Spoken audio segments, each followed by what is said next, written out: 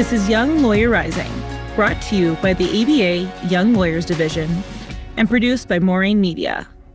Welcome back, listeners. This is your host, Montana Funk. Today, I am joined by Dr. Chris Spaeth. Dr. Spaeth has a PhD in cell and molecular biology with a focus on neuroscience, toxicology, and pharmacology. Dr. Spaeth has also worked at a leading cosmetology company and has been a toxicologist for almost 6 years. I'm so excited to have him on for today's show. Well, I'm so excited about this episode. It's something different that we haven't done yet in terms of, actually, we've had a lot of people who aren't necessarily lawyers, but this is something where someone's involved in the legal system at times, but not in the typical role of an attorney or a paralegal or a judge.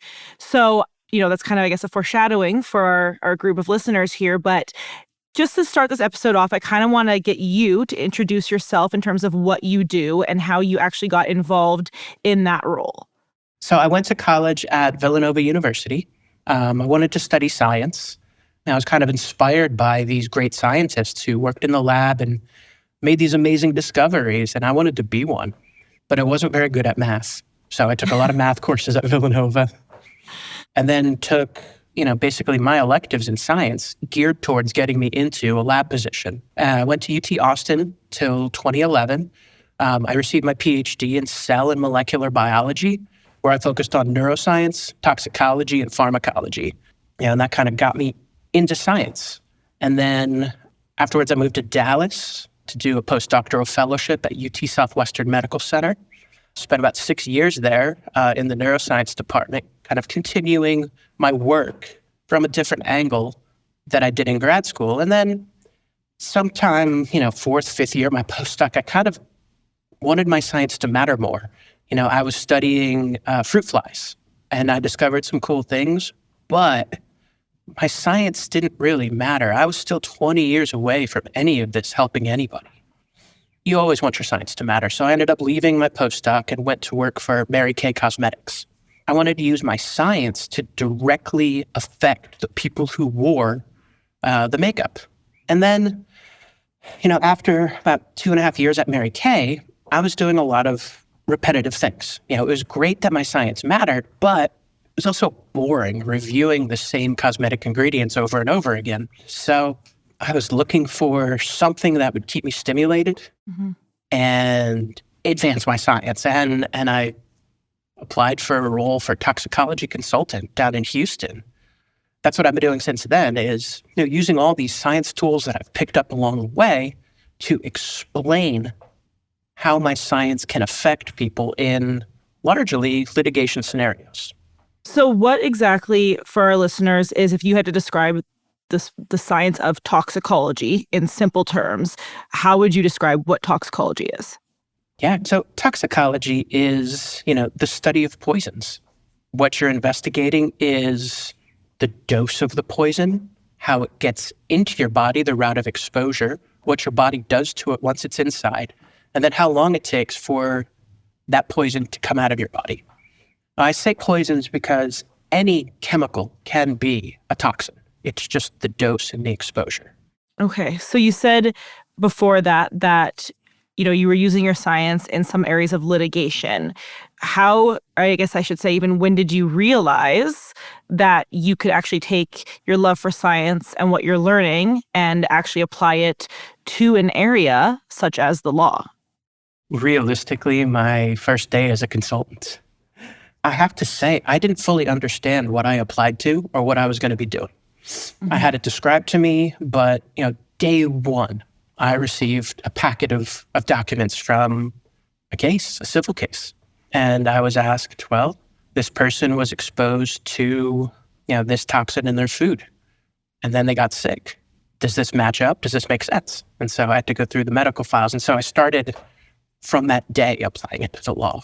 So you kind of just jumped into becoming this expert, so to speak, without even realize, oh man, I actually am now going to be the person that people are relying on to do this research, it sounds like. Absolutely. I know you mentioned the first case was civil, and I want to talk a little bit more about the whole process that you go through when you actually get a case. And I want to do that. I want to take a quick break, but when we come back, I do want to kind of just delve into that a little bit more. Sounds great.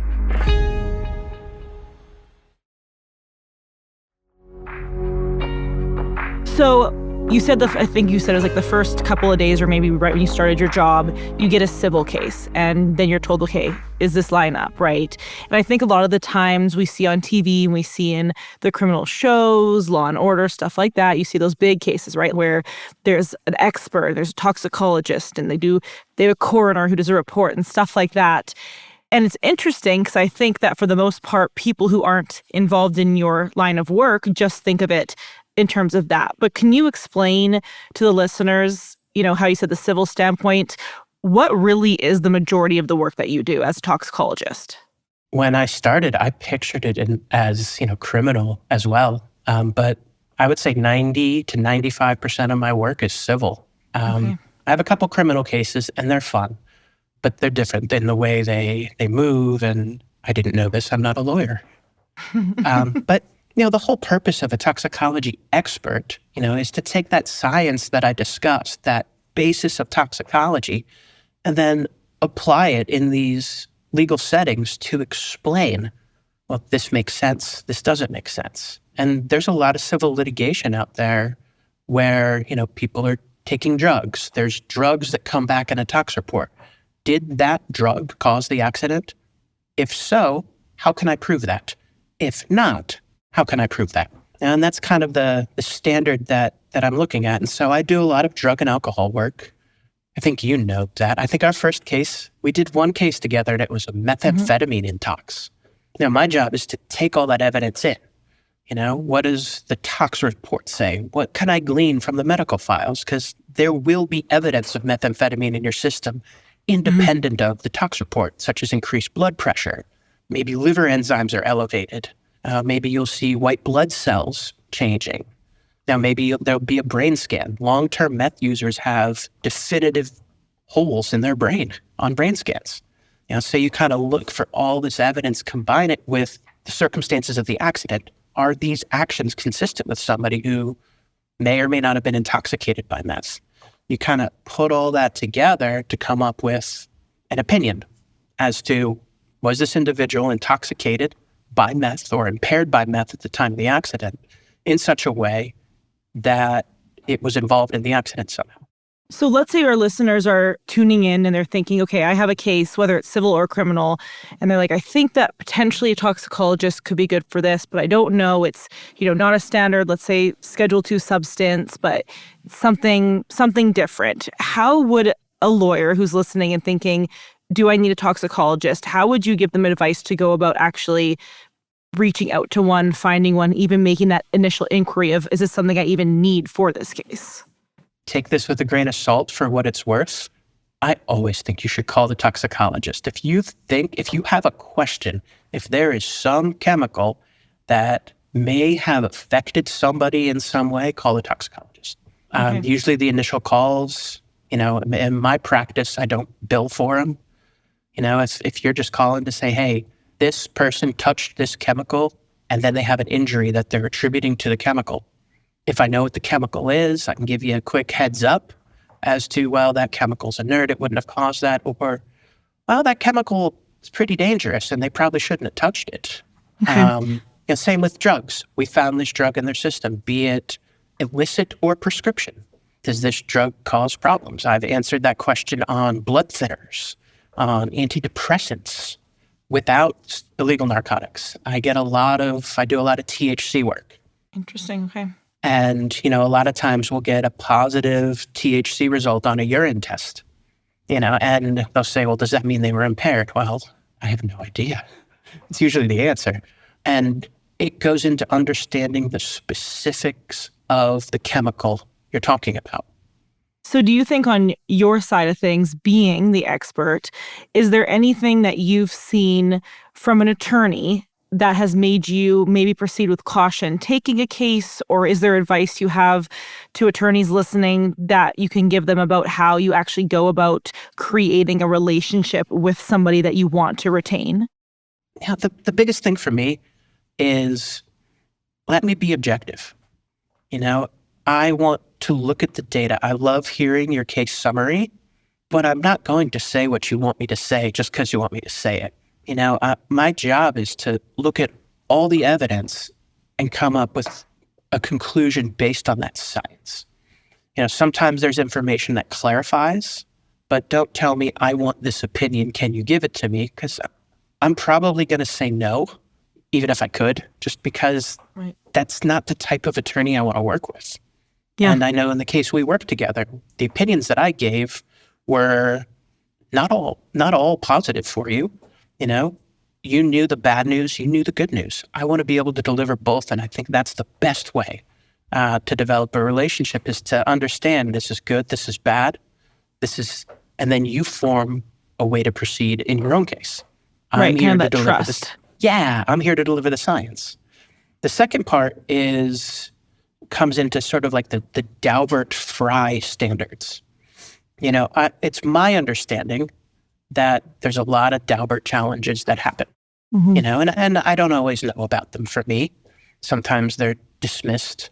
But I did have an attorney who never told me about one and tried to handle it himself. And I found out a year later. Oh, gosh. I'm still angry about that. And it wasn't a true Daubert. It was an affidavit used for a summary judgment. But he just never told me that this was all going down. He never got additional information from me. He never even informed me that another court was hearing my opinion. So, let me know if things are happening with the case. And the last thing, this happens a lot, and I do my absolute best to accommodate. I usually need more than a week to write a report and review files. So if you're calling me with 4 days before expert deadline, I will try. I promise I'll try, but I don't like doing it. I'm usually up for 4 straight days. Yeah. Not cool. No, you're a nice person to do that, because I think a lot of people would not be willing to do that. It's unpleasant. No, I can't imagine. I mean, I could also assume from your perspective, if a lawyer's hearing from an expert that's saying, I'll tell you whatever you want to hear, I will tell me what you want in this report and I'll write it. Do you think that those attorneys should be taking a step back and maybe be a little bit weary if they're hearing that from someone? Absolutely. If you ask somebody, tell me this opinion, and they're like, of course, this is my right, I would be worried. It's the science that matters. And I can't tell you exactly what the science is until I've seen everything.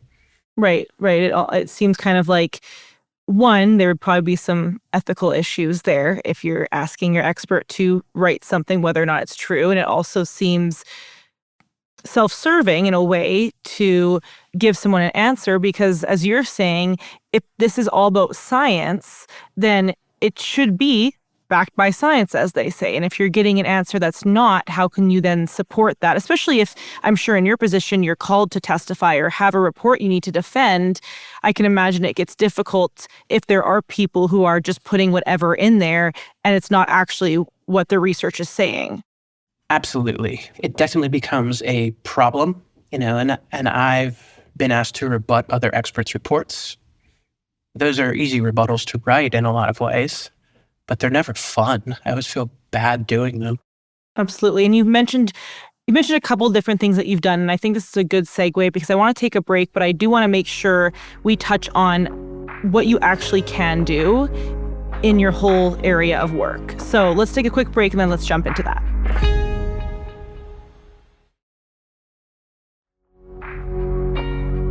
One of the things you had mentioned earlier was a deposition, and you've also mentioned testifying and reports. So obviously that's a lot of different areas. And I think once again, kind of going back to what we see on TV, a lot of people hear the word expert and they just think, oh, they're going to testify to something on the stand in a trial. Can you explain to our listeners what you actually do, the array of areas that you actually can touch on? Because I know that it's not just testifying at a trial, but I think there's so many resources you can offer that people may just not know, especially young lawyers who are just now getting in to doing these processes, whether it's in civil or criminal litigation. Absolutely. So I think a good way to kind of go about answering this is, it feels sort of like a day in the life of a toxicology expert question. And really, most of my job is reviewing documents. And, I'll get case files and I'll read them. Depositions that are relevant, I'll read them. I'm in a position now where I can bring in, younger consultants to kind of do the depot summaries for me. And I'll still read them. I'll always read them to kind of understand what's going on. But then they'll provide a summary for my report. But, a big part of my job is staying up to date with the science. Science is a process. And I've said that before. It's not an end result. It's not an answer. It's a way to move forward. And so, we did a methamphetamine case together. Well, if you called me today and said, I have a guy who's on meth, help, I'd have to go back to the methamphetamine literature because it's been a couple of years since we did that. The science is always moving. There's new discoveries happening all the time. And I need to stay up to date on the most current science. So, when I'm not working a case, or sometimes when I am working a case, I'll go through and stay up to date on the science literature of, the pertinent things for that case or for the areas that fit under my expertise. Definitely drugs and alcohol, and also on the cosmetic side, because I had that experience. You are explaining all these things that you can do, right? It sounds like there's a lot more that you can do than just testimony. Testifying is probably the least likely activity for me to perform in a given month. If I'm deposed, the rate that I'm going, it's about a deposition every 2 months, and a trial every 6 months or so. So usually, these things in the civil realm get settled before going to trial anyway. So it's my report, it's conversations. I am on the phone a lot. I'm an introvert, so it's kind of tiring. But you get my full attention when we're doing that. And I explain, this is what I've found. This is what I know. This is what I don't know. I like keeping my clients up to date. Every couple of weeks, if we haven't touched base, we'll set a touch base. Hey, this is where we are. I need this. Do you have that? When's the depot coming? I have some clients who really like when I help them write depot questions, especially when they're talking to, I spoke about THC earlier, and that was on purpose. When I'm working with a client and they haven't deposed the potential user of THC, I want them to try to narrow down on when it was. How often do you use? When did you use that day? Was it before you got in the car? Was it before work? Was it after work? Kind of narrow down so I can get a window. I do the same thing for drinking. Right. I need to create a timeline. When did you consume alcohol? When did you stop? I also like helping them write questions for opposing experts. You want to sound knowledgeable when you're asking them. And, we've read their report. This is the obfuscation that they could make if I find one, or this is the part where they misinterpreted, or this is the part where we disagree on.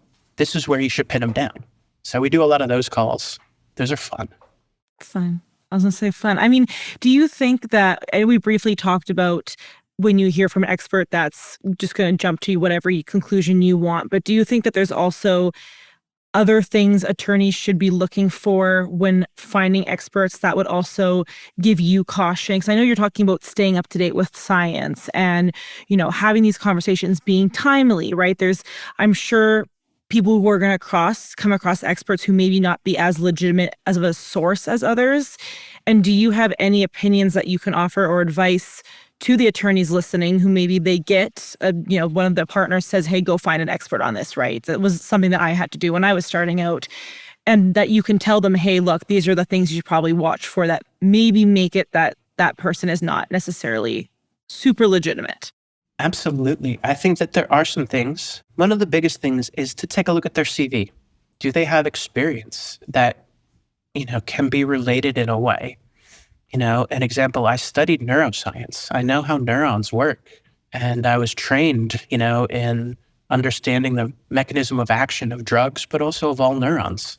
So if, an example, you want to talk to a geologist about neuroscience. Well, maybe you made a mistake, right? Like they shouldn't be opining on that.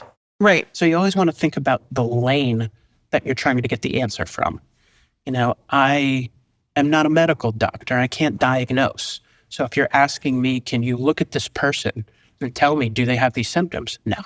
And if you're asking somebody who's not a medical doctor to do that and they agree, you have a problem.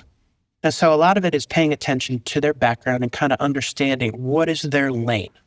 So that's really the goal. You have to do a little bit of work on the front end to say, I need a toxicologist. I need an expert to do drug and alcohol work. Well, probably don't call a geologist, right? Like, just because they have a PhD behind their name doesn't mean they're an expert in the field you want them to. The PhD really means that you have an amazing depth in one part of the world, and maybe not as much breadth. And I have one more easy question for you, but I just want to make sure before I end with that, I want to give the listeners kind of an overview, and I want to make sure that I'm understanding correctly to the process that you go to actually retain an expert. And it's sounding like, correct me if I'm wrong, that once you find the one that you're saying, okay, this is a good fit, then a good expert, someone who is reliable, would say, okay, I need more information before I can just give you an answer, do some follow-up research, check again, because like you're saying, science is always changing. And then from what I hear, it sounds like you would give them an oral report. If that's great, go to the written report. And then is that when you potentially would go to testimony, as if they needed you to actually testify about that report? Sometimes. Some states don't have report requirements. Interesting. I don't remember those states. Not my job, so I just kind of... I don't know them, and it is my job. I just kind of go with what I'm told. In some cases you need a report. Some cases you don't need a report. Some cases it's my call. I'll probably always want to write a report, all things considered. Right. Yeah, kind of the process. I'll get, an initial call. Hey, is this something you can do? Is this something... I get a lot of, is this in your wheelhouse? And that's kind of the place I like to be. I don't want to go out on limbs. Right. And if it does feel like a limb, I'll find somebody for you. Or, I will talk about the parts that I can do and say, I can only do this part for you. And once that's agreed and approved and, either the client, your client approves, to my rates and that kind of thing, and my CV, and think, this is good, then I could be retained. Some experts do have retainers that they would collect prior. I generally don't. It's more of a kind of, my policy is, if you want to retain me for a second case where you didn't pay on the first case, probably get a retainer. That's a good policy. That's really the only reason why I like getting retainers. Right. And all good consultants should return whatever's not used on the retainer if they can't help. And I've had to do that before, where I get a case, get a retainer, can't really help, charge usually less than half an hour to be like, nope, can't do this.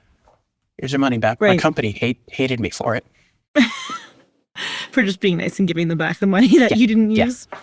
But hey, honesty matters.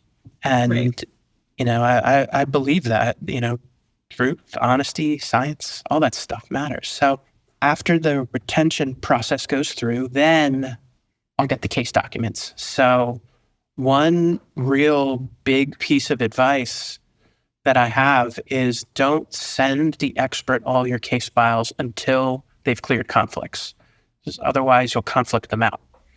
So initially, for those first conversations, all I want is the petition or the complaint. Let me run my conflict, wait till it's cleared, then send me stuff. I always say that. It doesn't always happen. I've never been conflicted out because of it, but I know that it could happen. Right. Yeah, you never know. Especially some of these civil cases where there's lots and lots of defendants. Maybe I'm already working for the restaurant or the trucking company, and you're coming in with the second truck that was involved in the multi-car crash rollover because of meth and coke. Okay.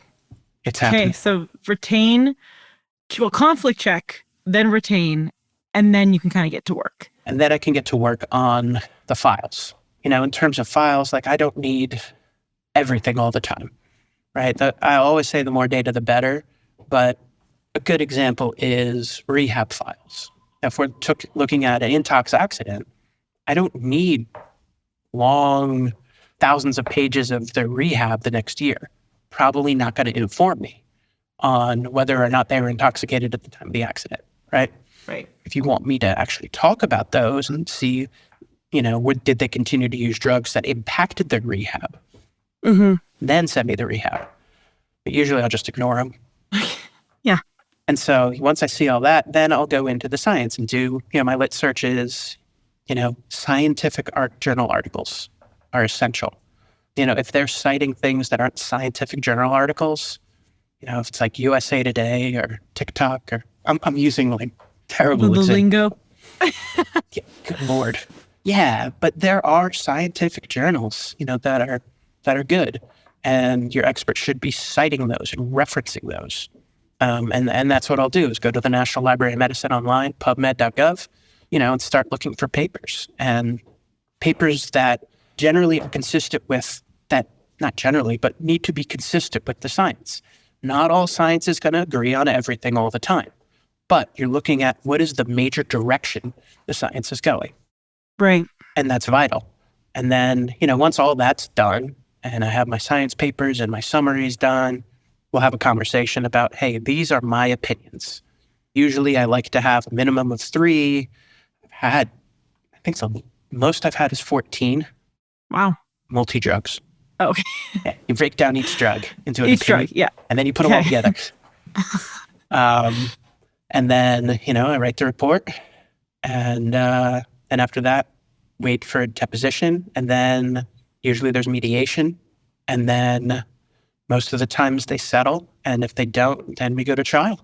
It is really interesting to see everything you can do. And I don't think a lot of people actually really know, which is why I was so excited to have you on, because having an expert in a lot of cases, like I said, whether civil or criminal, really can help your case, especially the bigger cases. It really can make it or break it to have that, because it is so much easier to go into a mediation or a trial and say, this is our opinion. And not only is it an opinion from us, it's literally backed by science. And here's why. So it's such an important thing, I think, that a resource people need to start using, and having relationships with people like you. I mean, you and I have, I think, now known each other for probably like about 5 years, but I think it's huge, right? Because then, like you said, you can refer to other people if it doesn't work for you to be the person on that case. And it really is just just having people like you is just such an amazing thing to have, and is so helpful, I think, for so many people in the legal world who just don't realize. So I appreciate it. I appreciate the work you do. I appreciate you coming on today for this episode. I am very excited to have something a little bit different than what we usually do on here. And like I said, it's awesome to have people like you in our corner, and you're always going to know a heck of a lot more than I will ever know when it comes to science. So are you able, and this, like I said, the easy question for you, to give our listeners a couple of resources where they can find you, whether it be to retain you, whether it be to just get more information, just where they can go if they need somewhere to start? Yeah, so I do have a LinkedIn. It's my name, Christopher Spaeth. Just look for it's the same headshot that's on the podcast title. And then my email is cspaeth@rambol.com. You can shoot me an email. Set up a meeting, set up a call. I'm happy to do that. If you have any questions, other resources, there are expert finding services that people use. I think I'm on expertinfo.com is one. You got to be careful with those. Okay. So right. It's the same as like findyourlawyer.com. Yeah, exactly. Like, you don't necessarily, the vetting process for them is different. So it does help to know somebody for sure. And I can't speak to everybody on any of these expert finder websites. Sometimes you have to pay a fee for it. So, right. And what I can say is I do know not just toxicologists, I know accident reconstructionists. So if there's any way I can direct you or whatever, me, I'm happy to do so. Well, listeners, that is our show. Thank you, as always, for tuning in. If you like what you heard today, please recommend our show to a friend. We can be found anywhere you listen to podcasts. Until next time, this is your host, Montana Funk, and you've been listening to Young Lawyer Rising, brought to you by the ABA Young Lawyers Division and produced by Maureen Media.